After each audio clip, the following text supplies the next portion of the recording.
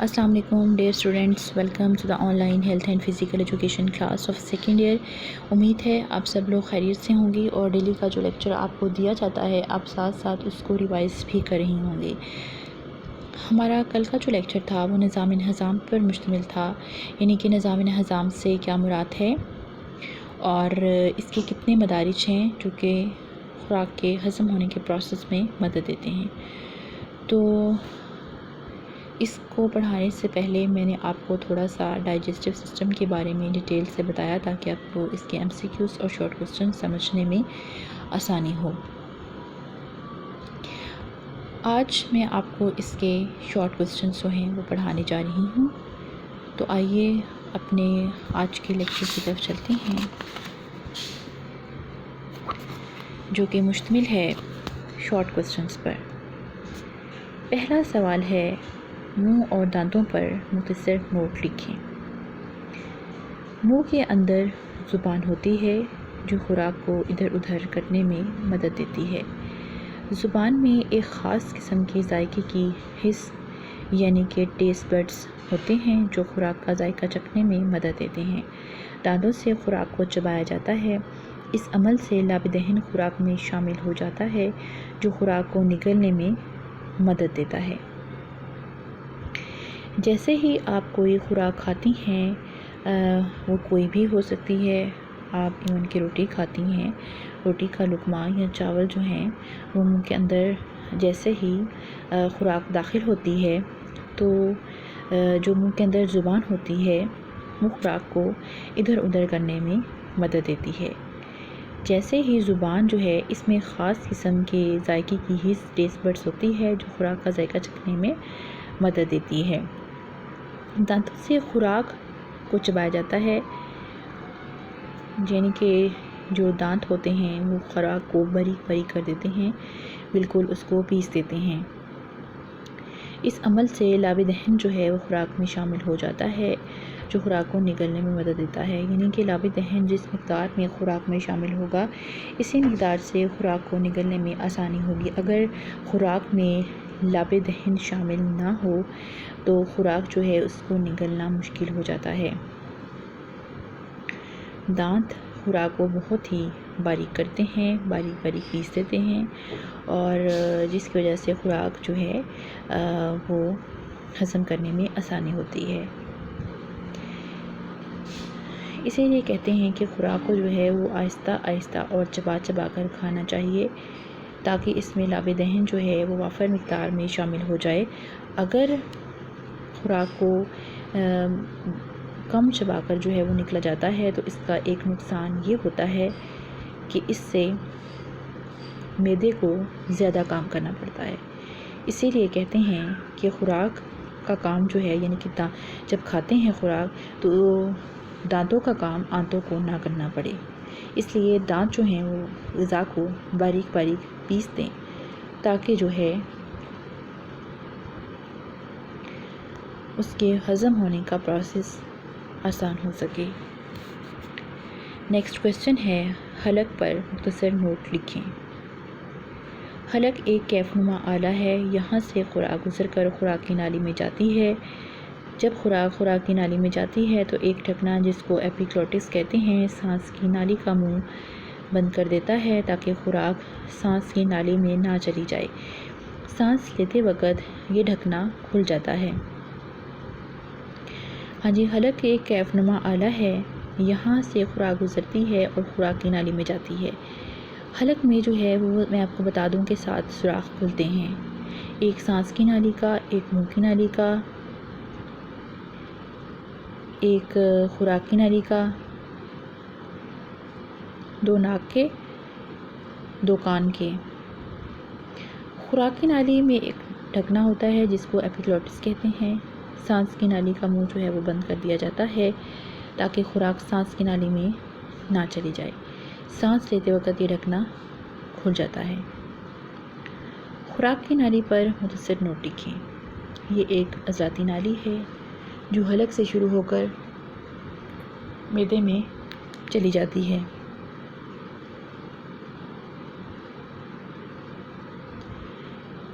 اس کی لمبائی 25 centi metre ہوتی ہے۔ نالی کے عضلاتی دباؤ کی وجہ سے خوراک معدے کی طرف بڑھتی ہے، واپس نہیں آتی۔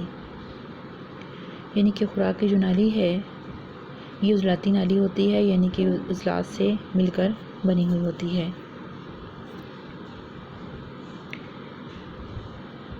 جو کہ حلق سے شروع ہوتی ہے اور معدے میں جاتی ہے۔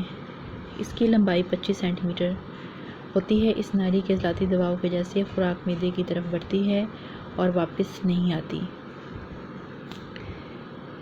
نیکسٹ کویسچن ہے، معدے پر مختصر نوٹ لکھیں۔ یہ ایک تھیلے کی قسم کا عضو ہے جس کا حجم انسان کی عمر کے مطابق ہوتا ہے۔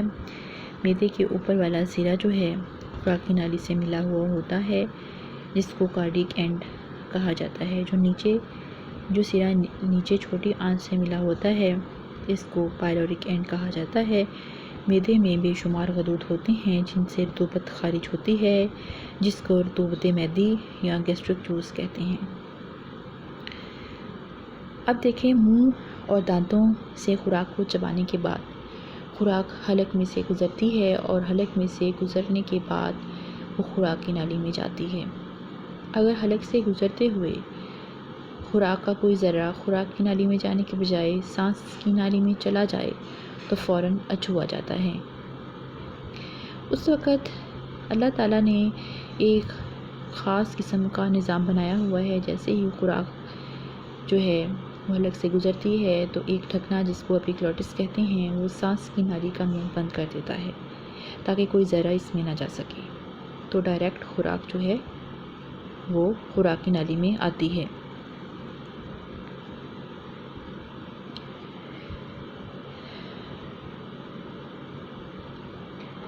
اس کے بعد جو ہے وہ خوراک کی نالی سے گزرتی ہوئی معدے تک پہنچتی ہے، اور معدہ جو ہے وہ ایک تھیلے کی قسم کا عضو ہوتا ہے جس کا حجم انسان کی عمر کے مطابق ہی ہوتا ہے۔ معدے کے اوپر والا سرا جو ہے خوراک کی نالی سے ملا ہوا ہوتا ہے جس کو کارڈیک اینڈ کہتے ہیں، اور جو نیچے سرا ہوتا ہے وہ چھوٹی آنت سے ملا ہوا ہوتا ہے جس کو پائلورک اینڈ کہا جاتا ہے۔ معدے میں بے شمار غدود ہوتے ہیں جن سے رطوبت خارج ہوتی ہے، جس کو رطوبت معدی یا گیسٹرک جوس کہا جاتا ہے۔ چھوٹی آنت پر مختصر نوٹ لکھیں۔ اس کی لمبائی 2.4 میٹر ہوتی ہے، جبکہ مرنے کے بعد پوسٹ مارٹم کرنے پر یہ لمبائی 7 میٹر تک ہو جاتی ہے۔ یہ آنت معدے کے آخری سرے سے شروع ہوتی ہے۔ اس کے شروع کے حصے کو 12 انگشتی یا ڈیوڈینم کہا جاتا ہے۔ اس کے بعد ہے شارٹ کویسچن کہ بڑی آنت اور کانی آنت پر نوٹ لکھیں۔ یہ کویسچن جو ہے وہ الگ الگ بھی آ سکتا ہے اور ایک ساتھ بھی یہ سوال پوچھا جا سکتا ہے کہ بڑی آنت پر نوٹ لکھیں یا کانی آنت پر نوٹ لکھیں، یا پھر بڑی آنت اور کانی آنت پر نوٹ لکھیں، جیسا کہ یہاں پر دیا گیا ہے۔ چھوٹی آنت ایک بڑی قطر والی آنت میں جا کر جو ہے وہ ختم ہو جاتی ہے، جس کو بڑی آنت کہتے ہیں۔ اس کی لمبائی جو ہے 1.80 میٹر ہوتی ہے۔ چھوٹی آنت اور بڑی آنت جس جگہ پر ملتی ہیں اس کے ساتھ ایک نالی لٹکی ہوئی ہوتی ہے جس کو کانی آنت کہتے ہیں۔ اس کی لمبائی 14 سینٹی میٹر سے 15 سینٹی میٹر تک ہوتی ہے۔ چھوٹی آنت ایک بڑی قطر والی عضلاتی آنت میں جا کر ختم ہوتی ہے۔ اس سے مراد یہ ہے چھوٹی آنت جہاں پر ختم ہوتی ہے وہاں پر اس کے بعد جو ہے وہ بڑی آنت شروع ہوتی ہے۔ اس کی لمبائی جو ہے 1.80 میٹر ہوتی ہے۔ چھوٹی آنت اور بڑی آنت جس جگہ پر ملتی ہیں اس کے ساتھ ایک نالی لٹکی ہوتی ہے، اس کو کانی آنت کہتے ہیں۔ اس کی لمبائی 14 سینٹی میٹر سے 15 سینٹی میٹر تک ہوتی ہے۔ سیدھی آنت پر نوٹ لکھیں۔ بڑی آنت کا آخری حصہ جہاں فضلہ جمع رہتا ہے سیدھی آنت کہلاتا ہے۔ اس کے آخری حصے کو مقعد کہتے ہیں جہاں سے فضلہ خارج ہوتا ہے۔ بڑی آنت کا جو آخری حصہ ہوتا ہے اس کو سیدھی آنت، کیونکہ اس میں جو ہے فضلہ وغیرہ جمع رہتا ہے، اور سیدھی آنت کا جو آخری حصہ ہوتا ہے اس کو مقعد کہتے ہیں، جہاں فضلہ خارج ہوتا ہے۔ جگر پر مختصر نوٹ لکھیں۔ ویری امپورٹنٹ کوسچن، یہ موسٹلی شارٹ کوسچنس میں ضرور پوچھا جاتا ہے۔ یہ جسم کی سب سے بڑی اور اہم خطوط ہے۔ اس کا رنگ گہرا سرخ ہوتا ہے، جس کا وزن تقریباً 1.25 سیر ہوتا ہے۔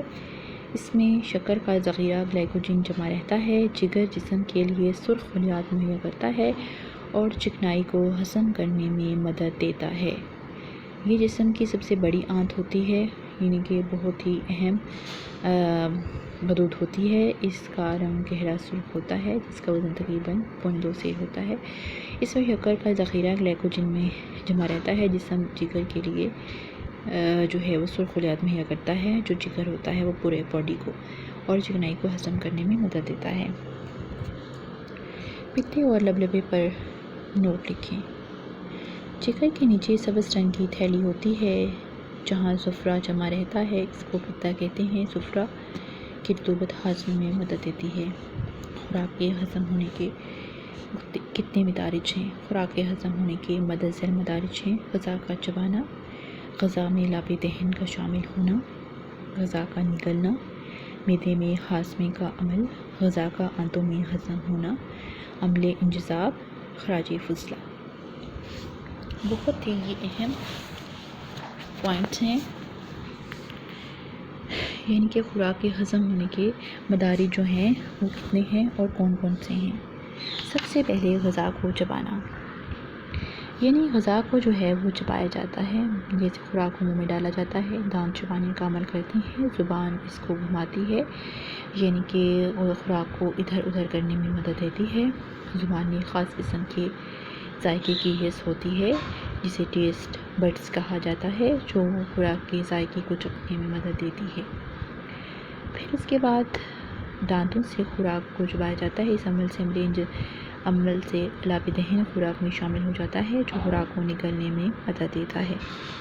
پھر نمبر 2 پہ غذا کا لابِ دہن شامل ہونا۔ غذا میں لابِ دہن جب شامل ہوتا ہے، یہ غذا کو نرم کر دیتا ہے، جس سے غذا کو چبانے میں آسانی ہوتی ہے اور نگلنے میں بھی آسانی ہوتی ہے۔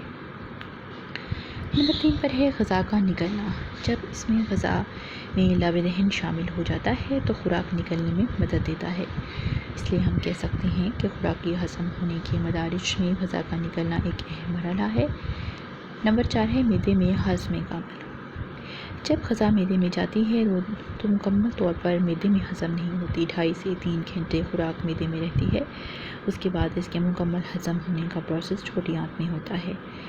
چھوٹی آنت اس کو ہضم کر دیتی ہے، پھر یہ بڑی آنت میں جاتا ہے اور بڑی آنت کے ساتھ یہ سیدھی آنت میں پہنچتا ہے، جہاں پر یہ فضلہ کی صورت میں خارج ہو جاتا ہے۔